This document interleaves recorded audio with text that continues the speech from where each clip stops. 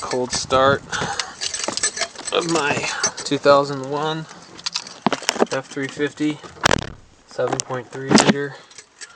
Has over 5,000 miles on the oil, so the starting's been getting a little rough.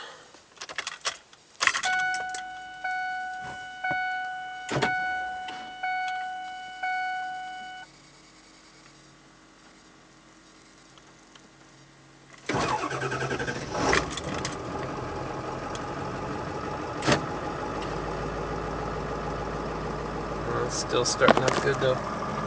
Low miles, 107,000. It's been a good truck. It's about 45-50 degrees out here maybe.